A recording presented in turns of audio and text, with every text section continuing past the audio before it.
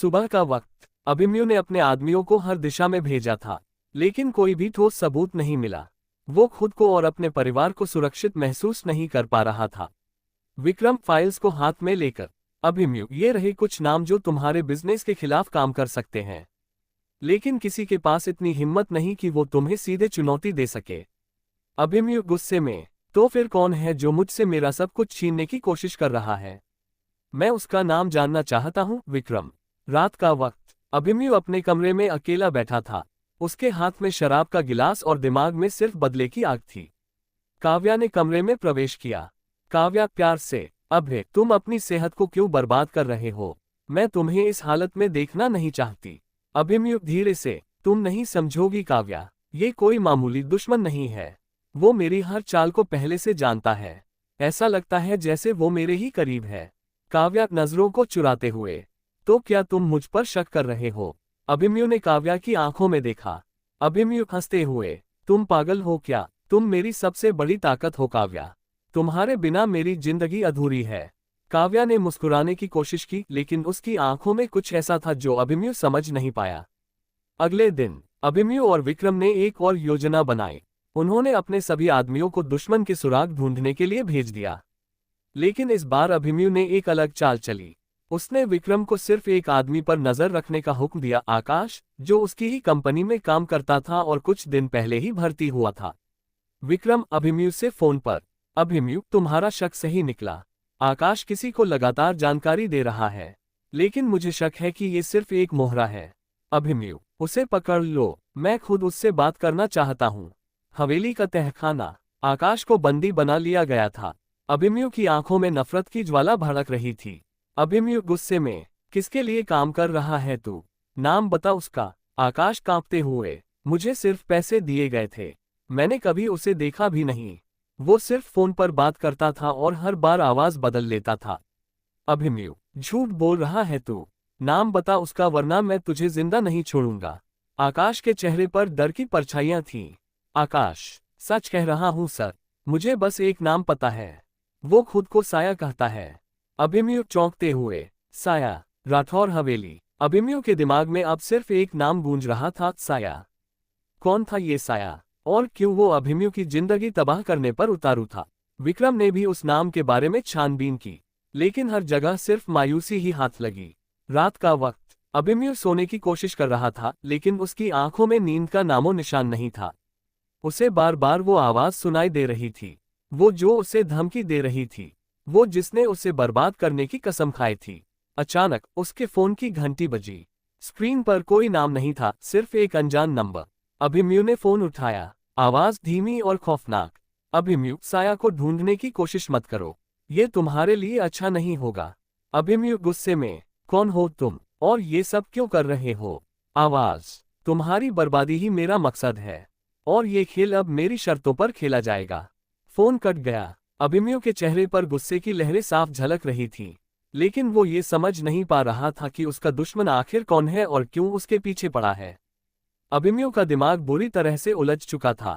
साया कौन था, और क्यों वो उसकी जिंदगी को तबाह करने पर तुला हुआ था? हर दिन की तरह आज भी हवेली में सन्नाटा पसरा हुआ था। काव्या बच्चों को स्कूल भेजने की तैयारी कर रही थी। Dining table. अभिमन्यु गहरी सोच में डूबा हुआ था। काव्या ने उसकी ओर देखा। काव्या प्यार से, अभय, तुमने ठीक से खाया भी नहीं, इस तरह अपनी सेहत क्यों खराब कर रहे हो? अभिमन्यु धीरे से, जब तक उस साय को खत्म नहीं कर लूंगा मुझे चैन नहीं मिलेगा। काव्या ने उसकी बातों को गंभीरता से सुना और अपने मन में कुछ सोचती रही। अभिमन्यु का ऑफिस। विक्रम ने कुछ और सुरागों का पता लगाया था, लेकिन इस बार वो खुद भी डर चुका था। विक्रम, अभिमन्यु, मैंने हर जगह छानबीन कर ली। साया कोई मामूली इंसान नहीं है। उसके पास ऐसा नेटवर्क है जो हमारी हर चाल को पहले से जान लेता है। हमें और भी सावधान रहना होगा। अभिमन्यु, कोई भी नेटवर्क हो, उसे तोड़ना ही होगा। इस बार मैं खुद उस साये का शिकार करने निकलूंगा।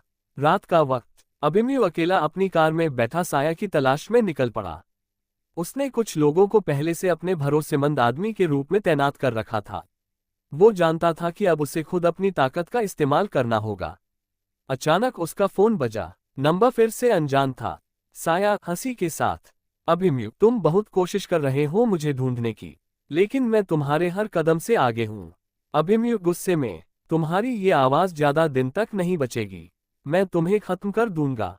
साया खौफनाक अंदाज में, खत्म तो मैं तुम्हें करूंगा, और वो भी तुम्हारे अपने हाथों से। अभिमन्यु ने फोन पटक कर बंद कर दिया। उसकी आंखों में नफरत की आग और भी भड़क चुकी थी। हवेली का बगीचा, काव्या बच्चों के साथ खेल रही थी। उसकी हंसी चारों तरफ गूंज रही थी, लेकिन उसकी आंखों में कुछ ऐसा था जो अभिमन्यु की नजरों से छुपा हुआ था। विक्रम का कॉल। विक्रम ने अभिमन्यु को कॉल किया। विक्रम, अभिमन्यु, मैंने एक और संदिग्ध आदमी पकड़ा है। वो तुम्हारे ही बिजनेस से जुड़ा हुआ है। हमें उससे बात करनी चाहिए। अभिमन्यु, उसे हवेली में लाओ। अब मैं इस खेल को खत्म करके ही चैन लूंगा। हवेली का तहखाना। अभिमन्यु ने उस संदिग्ध आदमी को अपनी नजरों के सामने देखा। वो बुरी तरह डरा हुआ था। अभिमन्यु गुस्से में, तुम्हारे पीछे कौन है? ये सब करने का मकसद क्या है? आदमी रोते हुए, मुझे माफ कर दीजिए सर, मुझे जबरदस्ती धमकाया गया था। अगर मैंने उनकी बातें नहीं मानी तो वो मेरे परिवार को मार देंगे। अभिमन्यु, किसने धमकाया तुम्हें? नाम बता उसका। आदमी, मैंने उसे कभी देखा नहीं। वो हमेशा छुपकर बात करता है, लेकिन एक बात पक्की है, वो आपके बहुत करीब है। अभिमन्यु की आंखें चौड़ी हो गईं। अभिमन्यु, क्या मतलब है तुम्हारा? आदमी, मैं सिर्फ इतना जानता हूं कि वो हवेली के अंदर की सारी खबरें जानता है, और वो सब कुछ तुम तक पहुंचने से पहले ही बर्बाद कर देता है। रात का सन्नाटा। अभिमन्यु बिस्तर पर लेटा हुआ था। उसका मन बेचैन था। उसके दिमाग में सिर्फ एक सवाल गूंज रहा था, क्या उसका दुश्मन उसके ही घर में छुपा हुआ है? उसने काव्या की ओर देखा, जो गहरी नींद में सो रही थी। उसकी मासूमियत पर उसे यकीन था, लेकिन फिर भी मन के किसी कोने में एक शक की लहर उठ रही थी। अगली सुबह अभिमन्यु ने एक नया खेल खेलने की सोची। उसने अपनी हवेली के हर कोने में निगरानी कैमरे लगवा दिए। उसे यकीन था कि इस बार साया खुद ही उसकी नजरों में फंस जाएगा। अभिमन्यु ने हवेली के हर कोने में छिपे हुए कैमरे लगवाए थे। यहां तक कि काव्या को भी इस बात की भनक नहीं थी। उसे यकीन था कि साया अब ज्यादा दिन तक छुप नहीं सकेगा। अभिमन्यु का ऑफिस। विक्रम ने निगरानी कैमरों का नेटवर्क तैयार कर लिया था। अब अभिमन्यु अपने लैपटॉप से हवेली के हर कोने पर नजर रख सकता था। विक्रम, अभिमन्यु, ये कैमरे हर उस जगह पर लगाए गए हैं जहां से कोई भी हमारी जानकारी चुरा सकता है। अब अगर वो साया हवेली के अंदर से काम कर रहा है तो वो ज्यादा दिन तक छुप नहीं पाएगा। अभिमन्यु, मुझे अब सिर्फ इंतजार करना है। देखना विक्रम, ये साया खुद मेरी जाल में फंसने वाला है। रात का वक्त। अभिमन्यु अपने लैपटॉप पर कैमरों की रिकॉर्डिंग देख रहा था। हर मिनट उसे लगता कि कोई उसकी नजरों के सामने से होकर गुजरा। लेकिन अचानक उसकी नजर एक कैमरे की फुटेज पर